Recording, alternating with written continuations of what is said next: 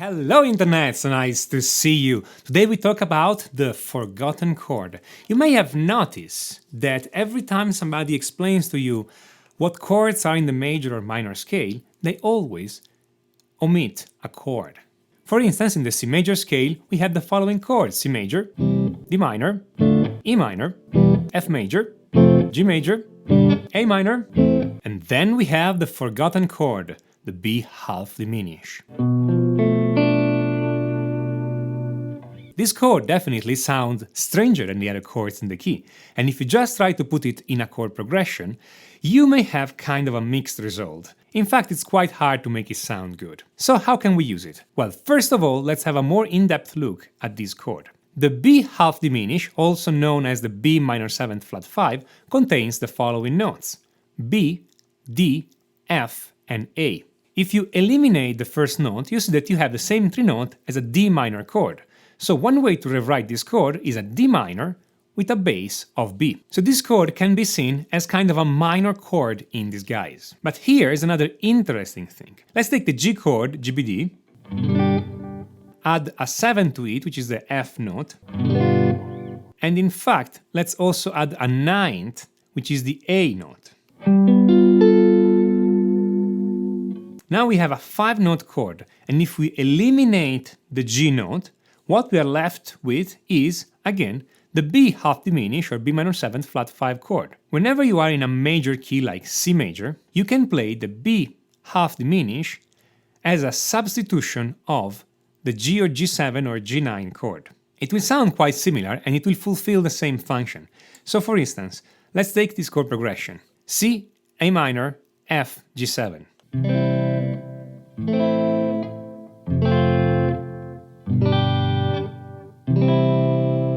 Now, rather than G7, we play the B half diminished.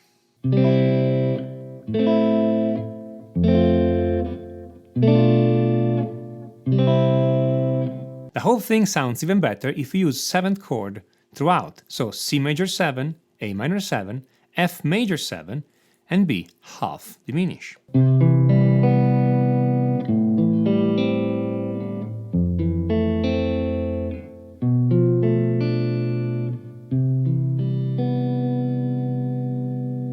So that's a possible use of the half diminished chord, but it's in minor that this chord sounds the best. Let's switch to the key of A minor that has the same notes and the same chords as the key of C major. Let's play something like A minor, F, D major, E 7th.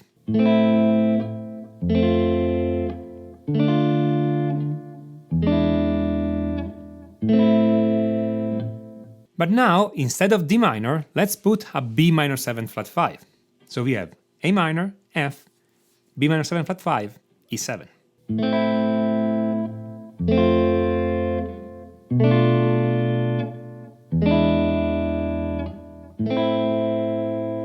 Hear how it sounds natural? Every time you use the 4th chord in minor, in A minor, the D minor chord, you can substitute it with the 2nd chord in minor, which is the B minor 7 flat 5. But in the key of A minor, can we do this only with D minor? Well, if we want to stay diatonic to the key, if we want to use only notes of the key, well, yes, we can do it only with D minor. But we don't always want to do that. Here, for instance, these minor blues turn around. Chords I'm playing are A minor 7, F sharp minor 7 flat 5, F9, E7 sharp 9.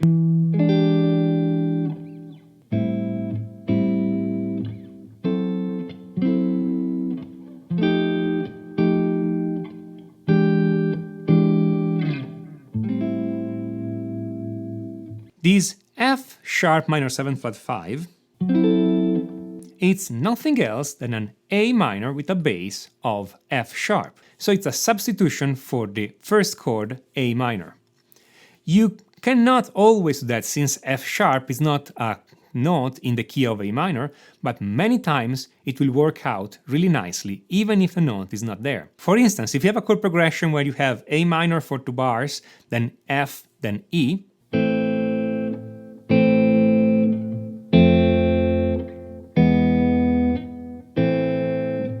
The second bar of A minor can become an F sharp minor 7 flat 5, which is again an A minor with a bass of F sharp, and it typically sounds good, again depending on the exact kind of melody and the exact song and style you are playing.